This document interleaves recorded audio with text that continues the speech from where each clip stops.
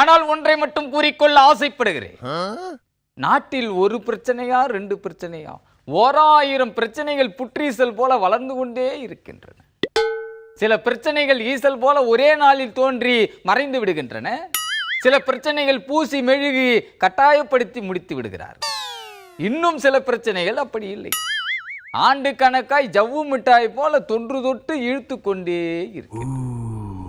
ஆனால் எந்த பிரச்சனை வந்தாலும் அந்த பிரச்சனைகளை உடனடியாக தீர்த்து வைப்பது என்ற குரலி வித்தையை அறிந்தவன் இடிதாங்கி மட்டும்தான். சில பிரச்சனைகளை குருட்டு அடியில் சொல்லி தீர்த்து வைத்து விடுகிறேன்.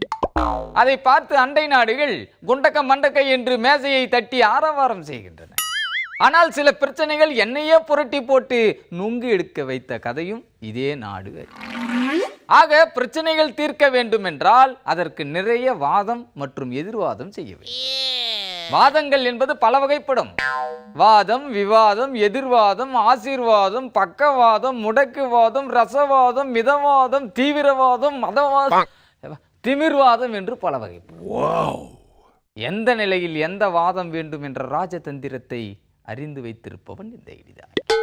அதைத்தான் சந்தர்ப்பவாதம் என்று இடிதாங்கி சொல்லுகிறான். இந்த வாதங்களுக்கு எல்லாம் சந்தர்ப்பவாதம் தான் ராஜவாதமாக இருக்கிறது. இடம் பொருள் ஏவல் அறிந்து சேவல் கூவினால்தான் காலை விடிந்து விட்டது என்பதை அறியும். மதியம் கூவினால் அது சந்தர்ப்ப கூவலாகிவிடும். சந்தர்ப்பம் வரும் வரைக்கும் காத்திருக்க வேண்டும். அது வரைக்கும் பம்ம வேண்டும், பதுங்க வேண்டும், படம் காட்ட வேண்டும். தென்னந்தோப்பில் இருந்து கிளிகள் பறந்து போகிறது என்றால் அது சந்தர்ப்பவாதமாகிவிடும்.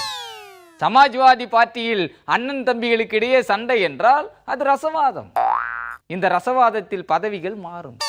அதே போல பீகாரிலே லாலு நிதிஷ் இடையே நடக்கும் வாத விவாதம் மிதவாதமாக இருப்பது போல் தோன்றினாலும் சந்தர்ப்பவாதம் எப்படி அமையும் என்று இருவருக்குமே தெரியவில்லை. ஆனால் தவிச்ச வாய்க்கு தண்ணீர் கேட்டால் தீவிரவாதம் வரும் என்பதுதான் தவறாக இருக்கிறது. இப்படியாக தோப்பில் ஒரு நாடகம் நடக்கிறது என்று ஏலேலங்குயில்களுக்கு தெரிந்தாலும் அவை சந்தர்ப்பம் சூழ்நிலைக்கு தக்கவாறு தங்களை தகவமைத்துக் கொள்ளுகின்றன. குயில் தோப்பில் குயில் கூவினால் கவிதை பிறக்கும். மயில் தோப்பில் மயில் அகவினால் மழை தோன்றும். நெல்லி தோப்பில் நாராயணசாமி நின்று வாக்குக்கு கூவினால் முதலமைச்சர் நாற்காலி தப்பு. ஆக எல்லோரும் தம் பிடித்து கொண்டிருந்தால்தான் ஏதாவது ஒரு வாதம் தோன்றி அவர்களுக்கு வாய்ப்பை தேடித்தரும். அப்படி ஒரு சந்தர்ப்பம் இதுவரைக்கும் இடிதாங்கிக்கு கூடி வரவில்லை. எனவே அப்படி ஒரு சந்தர்ப்பம் வரும் வரைக்கும் உருமீனுக்காக காத்திருக்கும் கொக்கை போல ஒற்றை காலில் உரிமை கொண்டிருப்பான் என்று எச்சரித்து விடைபெறுகிறேன். நன்றி, வணக்கம்.